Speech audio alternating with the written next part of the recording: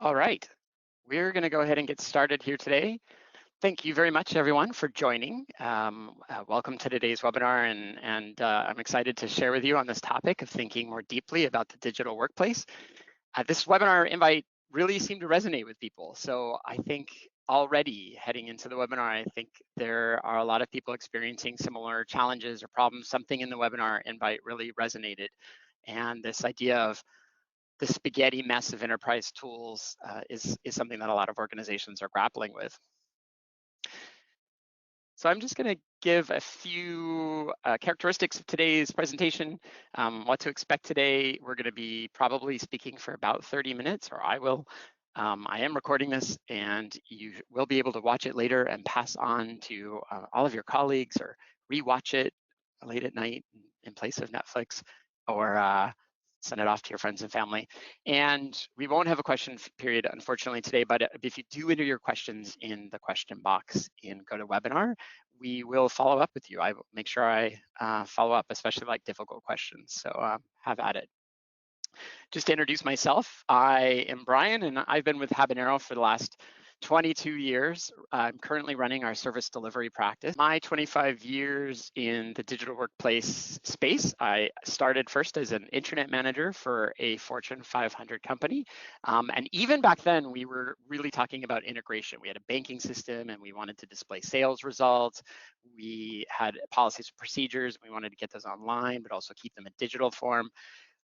That whole history continued as I led our collaboration practice at Habanero with over 150 intranets. And, back in the day, the types of integrations we were doing are things like trying to hide SAP from the people who are using it because it was just such a beast of a product to work with. And we would try to, make it easier on employees. That's not quite what today's challenges look like. When I'm coaching today and talking to CIOs and often working in things like the governance or enterprise architecture space, I am noticing a lot of interesting similarities or questions come up, or even just the same kind of challenges, sort of organization to organization. And as I moved over to our service delivery practice, and I started working on ServiceNow, which calls itself the platform of platforms. Literally, seriously, if you Google platform of platforms, ServiceNow will come up. It certainly speaks to this idea that there's all these platforms in the organization. What do you do with them? How do you connect them? What are the right, what's are some tools of that, thinking about that problem and succeeding with it? So my goals of the webinar today, I'd love to have you have your entire digital workplace figured out, but I have set my bar a little bit lower today and just hoping you walk away a little wiser, making better decisions about how you integrate, and a little bit more thoughtful about how you connect the digital workplace and make it easy for your end users. And the way that we'll do that today is talking about the spaghetti mess, just digging into what it is and what the challenge is. Then I'll move into sharing some thinking tools around integration, and we'll head into the practical parts of the presentation at the end, where we'll kind of answer that question: what could I do right now to build a better experience in my organization? So I'll start also with just telling a few stories around where I see the challenge coming up. The first is just a short story about this single pane of glass initiative or project that one of our clients was executing. And the conversation with the customer went like this. We were just asking about how their digital workplace was going, and they shared that they had this fairly large project that they were calling the single pane of glass project. And the goal there was to present one place for employees to go to kind of get all the information they need from all of their enterprise systems. And in this particular conversation, the customer was lamenting how over budget and late the project was, and they really questioned whether or not they were going to ever get there. And so this is something we hear commonly. If you have tried this and failed, you're not alone. These can be very difficult projects to succeed in, for sure. The second story is about a roundtable where we gathered some stakeholders to chat about what their problems and what they were doing for employee self-service were. Just broadly, the topic self-service. How do your employees help themselves? And the number one pressing issue in that conversation for all those that attended was connecting these different platforms. They had content. Specifically, they called out Microsoft 365 and Workday and Jira and ServiceNow, and they were challenged, or they said employees were challenged with knowing what tool do we go to? When do we go to it? How can we provide this sort of interface so that we can bring all these platforms together and make it easier for people to find content? And then the last story is the bad reputation. So we were actually running what was called a sprint with a customer, and I'm going to talk about that at the very end of the presentation here. But it was a sprint, a design sprint, that we were trying to come to an answer around how we can help the organization manage their policies and procedures. And the team that was doing the policies and procedures had a pretty elevated view of what they were trying to create for employees. They saw that the long-term goal was to let employees help themselves by a chat bot that they could ask basic questions to, and it could pull small little answers and insights from the policies and procedures and answer those questions for them. And so based on some of their future use cases, we started to use ServiceNow as a prototyping canvas for the opportunity, which is something you do in a sprint. But after the sprint, the CIO was very clear, no, you guys should not have used ServiceNow. It's not the right fit. For one, it had a poor implementation, and that had built it a bad reputation, and they needed to go back and fix that. And then second, the CEO was really concerned that they had other platforms that they thought were a better fit. So I'm going to come back to this story later on, but the thing that I think connects all of these stories is really this idea that it's all about a pursuit of a great experience for employees. And that single pane of glass or owner or owners as a project, they just want this to be easy for employees and have one place to go. And the roundtable participants want it to be easier for people to find information across these systems. And the CEO was really looking out for, hey, we're not going to be successful getting traction in that system because of its reputation. And they were also thoughtful about what that enterprise footprint needs to look like and where the system of record should be for that kind of content. So what we see in organizations, I think, that convolutes this problem or makes it more challenging is this idea of distributed ownership. And so what you could see here is just this mix of business systems, potential owners in the organization, and there's not a lot of dotted lines that connect these different owners. So HR might own the HRIS system, the IT service manager might own the, whatever that IT service management system is or the service delivery system is. The digital workplace owner and comms tend to own the intranet, maybe alongside HR, but the connections between these departments is probably pretty few. And in fact, in my view, those digital workplace owners, which are often, if you have that kind of team, they have a purview of that workplace experience, they still aren't connected enough to all of these different stakeholders and owners of these larger platforms. And one story about that is I was consulting with an IT service manager who wanted to improve their onboarding process, and they whispered to me, whatever we build, it's got to be on Workday because HR just implemented it and it's the only tool that they like. And it's little tiny things like that that show you there's just cracks in the understanding by everyone that there is sometimes better tools fit for the job and that there's a bigger enterprise architecture at play inside of this.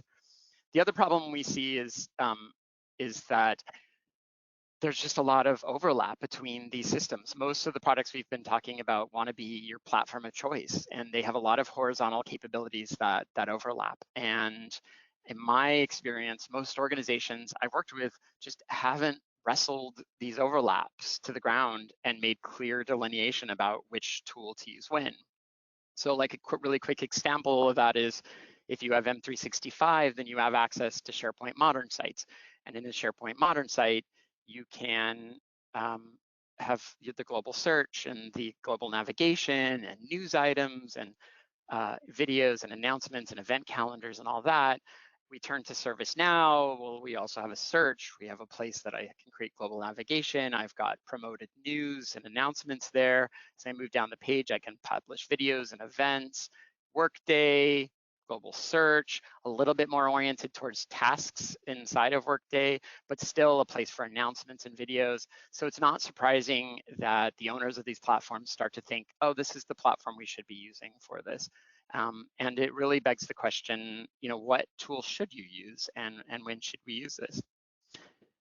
So this isolated ownership and lack of thoughtful architecture can lead to integration challenges, poor user experiences, and ultimately picking the wrong tool for the job. And the result of that is that you often have these bloated integration approaches, where you're trying to pull the systems together, and that really translates into, impossible projects like these single pane of glass projects, delayed system updates. So you've overbuilt the integrations and you can't update these platforms as quickly as they want you to, and there's just costlier maintenance across these platforms.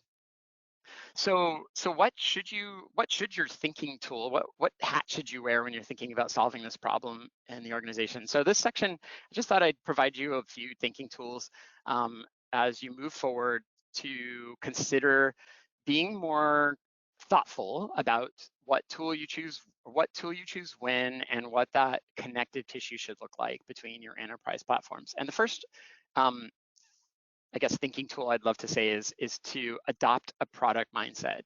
And what I mean by product mindset is, we've been mired in years of enterprise deployments of technologies that often didn't change for up to 2 or 3 years. So you could depend on them being the same. And now, as we move forward into the sort of modern era with the cloud, you have all these tools in the enterprise that now have these frequent updates, at least twice a year, sometimes, like in the case of Microsoft, constant. And so we need to consider that these platforms are living, breathing solutions. They're in a constant state of change, and at a minimum, a semi-annual state of change. And we're at a point in enterprise systems where, because of that pace of change is high and the clarity of the change is low, I'm going to put this out there, and I'll put this out there, the user experience is getting better and better in these native products. I think it's going to beg the question, like, how should you position yourself as an organization to make sure that you're taking advantage of those advancements, that you're not overbuilding? And one of the ways to do that is to think about having product ownership within the organization. And you could do that at the each individual platform level. You should be doing that now, because there are so many changes and you need to keep on top of that pace of change. But I'm gonna argue maybe it's time to ask the question, are we ready to have a product manager for the entire digital productivity experience? So this is someone who sees the forest through the trees and continues to connect the dots on this ongoing employee experience within the organization. The other things I'd like to say about, just sort of, if you're a product manager and you have that mindset, that there are some kind of things that, or belief systems that sit inside of that product mindset that I think you could or should adopt. So when I go back to integrations 10 years ago, like the SAP one I mentioned, we used to create better experiences because SAP was so crappy. But nowadays, we should expect these cloud providers to make good on updates and fix these UX issues. And why is that assumption so important? Well, it's a call to seriously consider when you're trying to abstract a native user experience in a platform to hide its deficiency. So, for example, I had a customer who was asking us about, hey, we have ServiceNow, we'd love to embed the onboarding experience in your intranet product. Can you do that? And my answer would be yes. There are aspects of it that I think make a lot of sense, but I wouldn't necessarily want to do the whole thing, because it's a great end-to-end user experience inside of its native product. And we would need to be really careful. They're just going to keep innovating on that. We don't want to pull ourselves away too far from what innovation is likely to happen on that product in the future. And so, one, trust the platforms to evolve. So be careful about those integrations. And two, expect upgrades. Unfortunately, I think we aren't expecting them enough, and then we get stuck with having to go back and relook at old content and migrate it over. A great example of that was when Microsoft rolled out the new version of SharePoint called SharePoint Modern. Companies were slow to adopt modern. They were still using classic sites. And then eventually, at least a year later, maybe the scale tipped to more modern sites and classics. But now the conversation we're having in the market is, how do you migrate all those classics to modern and get that content over? How do you upgrade safely so that it doesn't impact end users? And I think we need to be more on top of that quicker, as opposed to waiting for these things to happen quite later after the upgrade.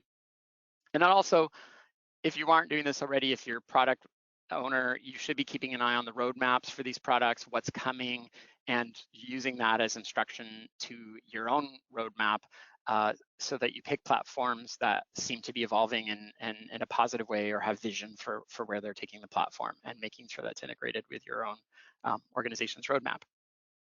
The second thing is, and I've already kind of alluded to this, is to consider smart integration. And what I mean by that is, if you think of this continuum of all the places you could integrate a platform, there's things that are safe and things that are probably higher risk. The stuff on the right there, alerts and action notifications and communications, tend to change little. They're not frequent changes. They're things that you can surface in other applications, and they're great things to if you wanted to create that single pane of glass. This is where I would look first. The second row here, these KPIs, data and content and reports, I think these are where it starts to get a bit more tricky, because these are obviously updated more frequently. They could be a current update, as in when the user goes in, we want to show them the latest and greatest data. If you multiply that by the number of users, by the number of times they hit the platform, you're just really overloading the system with too many requests for that same data. So you want to be very careful about how these integrate into kind of single pane of glass type of initiatives. And then lastly, these workflows, forms, and applications that sit within these platforms, you really want to keep those in the native UI as much as possible, and not try to recreate the wheel or recreate these in other places.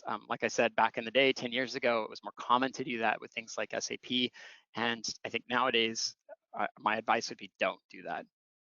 So Microsoft has pulled these things together in what they think is a kind of a platform play at solving this integration problem, and that's called their Microsoft Viva Connections, and specifically the Viva Connections dashboard. So what you're looking at right here is, on the right-hand side, these little cards, and those cards are intended to kind of pull enterprise data from your third-party systems. And they even came and launched this product with a bunch of relationships with vendors such as Workday and ServiceNow, and pulling information from those vendors. My experience has been that I want to say this isn't a slam dunk, even though it's a product that Microsoft's created, and it feels like it's something you could just go and configure out of the box. One particular client ran into significant performance issues connecting with their backend systems, and for good reason. Like, again, it's that single card displaying information like vacation time that's unique to that employee, times every employee, times the number of times they hit that dashboard. All of a sudden you're overloading that backend system. So you have to be really thoughtful around what kind of integrations you need, how often they get updated, and certainly how data flows through these kinds of solutions. So the last thing as a thinking tool that I'd like to present is this idea of considering there might be a best tool for the job. And one place that I go to look when I'm advising is, what are the experts and analysts saying about these platforms? And so here's an example of Gartner's Magic Quadrant for Content Services, and you'll notice they have Microsoft up there in the right-hand corner. So what this means to me is that Microsoft's created a really great vision around where they're taking their document and content services. And if I were thinking about building an intranet, or if I was thinking about building a document management solution, I would certainly turn to this one first if this was one of my enterprise platforms, because they are so high in this sort of both the vision and ability to execute. So you want to be in that upper right-hand quadrant. That's the sweet spot for platforms. Likewise, for the Magic Quadrant for IT service management, you see ServiceNow up there. So if this was a service delivery problem, I'd really think I'd look towards ServiceNow to see if they're the right fit for the problem, because that's where they're going to innovate the most, and that's where you're going to see that roadmap kind of anchoring to getting better and better for your organization. So if you have a process like onboarding that ultimately spans multiple platforms and disciplines, you should be slowing down and considering what tool has that completeness of vision and has the ability to execute on our challenges.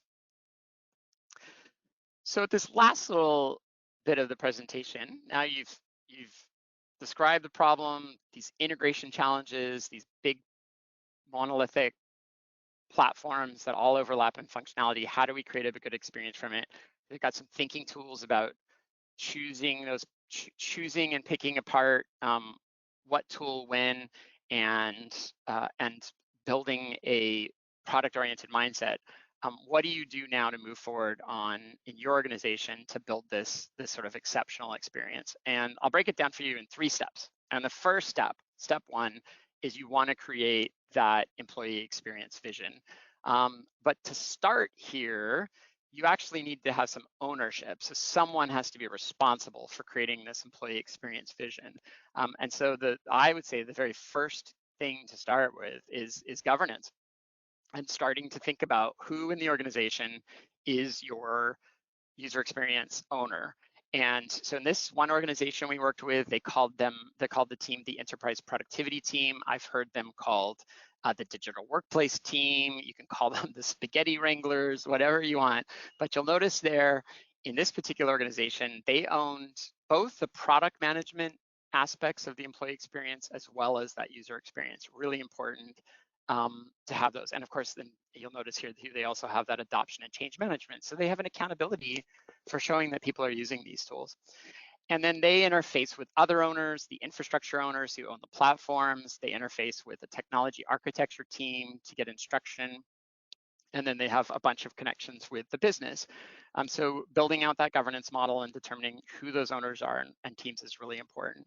And then the second thing, after you have that owner and that accountability, I would turn to doing some imagining around what your future should look like. And one way to do that, not the only way, but one way to do that is through starting to build out a roadmap. One thing I like about a good roadmap is it should be defining the customer problems. It should be excitingly aspirational. So there should be something about the roadmap that gets you excited about what's coming next, and build anticipation and excitement when people read them. So an example of a roadmap, this is one we built for an organization around their workplace experience. We went and did a bunch of inventorying where those big sort of hurdles and problems were for employees.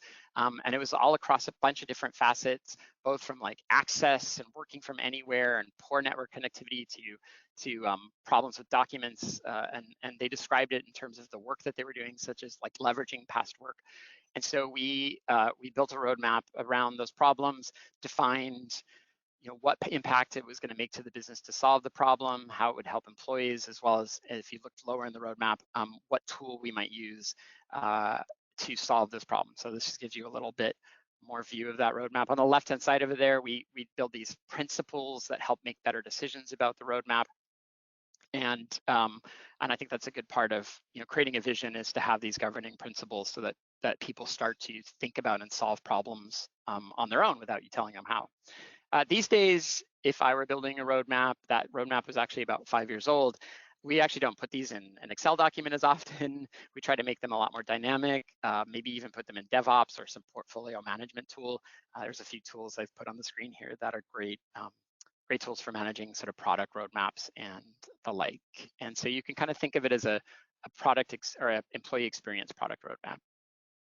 So we've talked about strategically what you need to do in step one. Step two is, once you've got the accountability and you have a vision for where you want to go, you want to set the boundaries for the organization.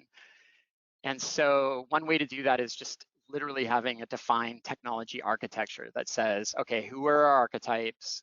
What are our business needs? What are the services that we need in order to serve those business requirements? And then what platform fits where in the organization? So for example, if you're promoting low code citizen development in your company, you're not going to do that across 5 platforms at once, even though you might have 5 platforms that can do that. You should be picking 1 or 2 at most and making that clear to everyone that these are the platforms that we're going to use for citizen development. And this could be the enterprise architecture team, or it might be something that you need to pull the right people into the room and figure out who owns this also. It doesn't necessarily, maybe it is that digital workplace team that comes up with that technology architecture. So the other kind of boundary tool that you could use is an enterprise design system. And an enterprise design system is at its sort of lower end, just defining the guidelines around how enterprise tools should work. And so that could be as simple as your brand and having those brand elements show up in an appropriate way inside of the tool. On the sort of richer side of it, it could be something like what General Electric has done with their healthcare applications. And they do this, they've built this for both internal and external tools that they build as a company, huge organization, of course, and they were finding everyone in the organization was creating their own sort of brand patterns and ways of building applications and application patterns. And so they built this huge thing, a beautiful system called the Edison Design System. And it is to reduce the cognitive load of people jumping and switching between systems and applications. And it's great because it defines some of those practices and patterns that all owners of these platforms should be using, especially in that coding, low code building. But even if you're building portals and you need more than one, they should all be following at minimum these same design principles. And if your organization can go deeper than the 50,000 foot level of design principles and can get down to things like patterns and practices for, data visualization and how to do that properly, or chat and what are the patterns of chat that you want consistent between your platforms, I think having a design system would be brilliant for that. So again, these are just tools to help bringing in and set the boundaries so that users can make sure that everything feels like it's working in this same ecosystem. And the last and third step, so one, you have a strategy, two, you've defined your borders, and three is just to start building those integrations. So I'll just give you a few examples of what building those integrations could look like. If you are pursuing that idea of the single pane of glass, I think one of the tools you should be looking at for that is Microsoft Teams. If you look at Teams, this is a picture of our intranet at Habanero. H is what we call it. Built into Teams. On the right-hand side over there, we have this thing called the Springboard, which I'll talk about in a second. And on the left, you see typical Teams things, but you've got your notifications showing up there in the little red bubbles. You've got the applications that are showing down in the lower left, like our intranet H has a name and a logo, and then underneath that we have a launchpad for ServiceNow. If I move forward by clicking on those three dots, I can see other enterprise applications, jump to them quickly from within Teams, and they can display inside of Teams. So Teams literally acts as that single pane of glass. I think there's a lot here in this kind of container that is really beneficial to organizations that are trying to wrangle these enterprise applications. And so getting on top of that, not letting someone in IT that doesn't really have a vision for that employee experience make all the decisions, but starting to get on top of it from an employee experience perspective, make better decisions. I'd say you should do that tomorrow if you're a Microsoft 365 owner. And the benefits to using Teams versus other approaches, it's just lower overhead. I mean, Microsoft's created that platform, it acts as that global launcher. And I think one of the interesting side benefits is you can embed that functionality inside of your applications, inside of your working team. So Microsoft's sort of brilliantly allowed you to bring in, let's say, a tool like Miro or ServiceNow and actually add it to a working team as a tab. And so that functionality sits right within the team. So it's a very flexible technology that way for integration. Another way to integrate, as an example, is just integrating via your corporate intranet and pulling it together there somehow. So again, this is our product Go at Habanero, and on the right-hand side over there, I talked about the Springboard. Here's one of the things in the Springboard. It's an app launcher, so I can jump in and jump and open those apps directly from within my intranet. Or maybe more creatively, I get details such as active incidents and requests that are coming from ServiceNow show up in the board. So if we went back to my safe integration, these are just active notifications, action notifications. They're things that are safe to integrate with and put on your intranet. And then there's a jumping off pad if you look down there for more in ServiceNow if I want to do things like open an incident. And we're not actually trying to recreate that incident form inside of the intranet. It doesn't make sense. We're allowing people to do that right from within. We're jumping them into ServiceNow for that because we don't want to recreate those forms in a third-party product. Another way you can integrate these tools is just thinking about how you use critical notifications on your intranet. So here on the pink, you've got a notification. You could integrate that with all your systems that all have notifications and make sure that you've kind of got a single place for those core announcements to show up.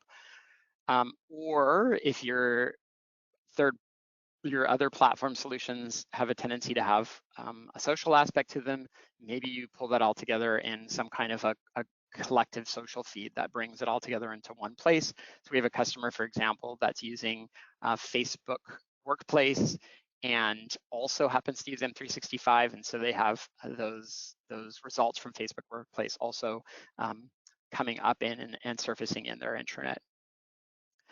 And then the last thing, I don't have any pictures for this for you, but integration via enterprise search. I think this is a really reasonable thing to start to go look at again. It's been a long time since search has been a hot topic, and I think people are starting to look at it again. Microsoft itself creates search connectors for Jira and Confluence and Facebook and ServiceNow.